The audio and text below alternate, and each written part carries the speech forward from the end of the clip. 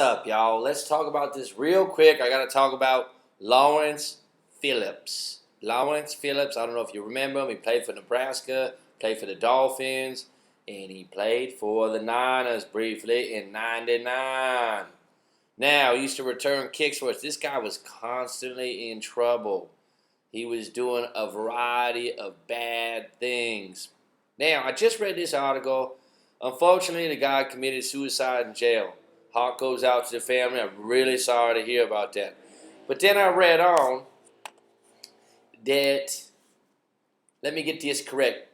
His mother is going to donate his brain for testing on chronic traumatic encephalopathy. They call it CTE. And it goes on to say that Juanita Phillips, his mother, has agreed to donate her son's brain to Boston University's Center for the Study of Traumatic Encephalopathy. Okay, so they're going to go with he had his problems because he had a lot of head damage from the NFL. Goes on, Boston University study found that 87 of 91 former NFL players tested positive for CTE. She wanted an explanation about what happened, and I told her, look, the only way you can really explain it is by examining his brain, Chamberlain said. I told her, you owe it to your son. You owe it to every other NFL, college, and pee-wee, and high school, and middle school player that played football. And this is where the punchline is, folks. Chamberlain added that Phillips' estate could receive up to $5 million from the NFL's concussion settlement with players. So this individual who was in trouble since college is going to blame it on playing football and getting his head knocked in all the time playing football. I don't know, folks. It sounds like it's about the money for his mother and his family. Tell me if I'm wrong on this. It just bugged me. So I had to look back at Wikipedia and just see how much trouble this guy was in prior to going to jail.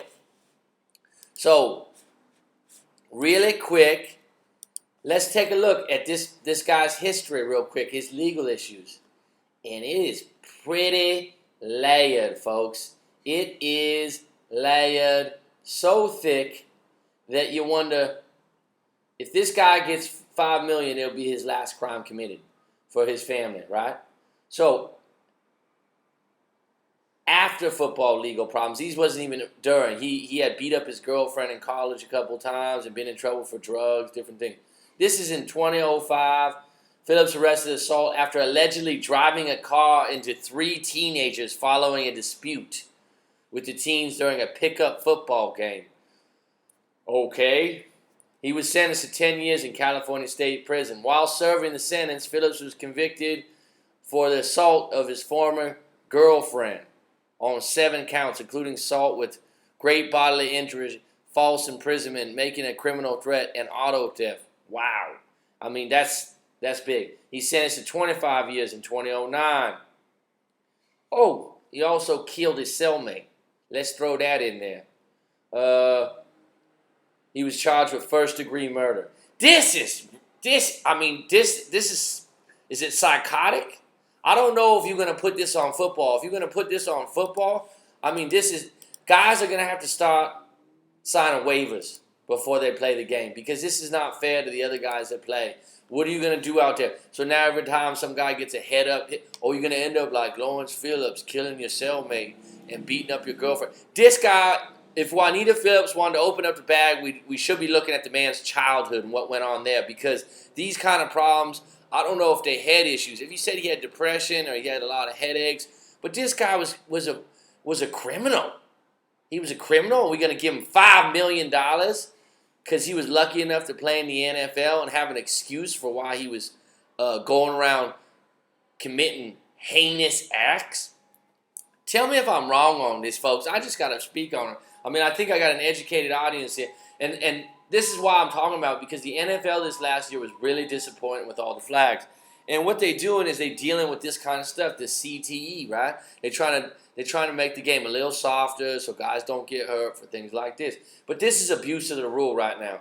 This guy, if he gets $5 million, is a real problem with the system.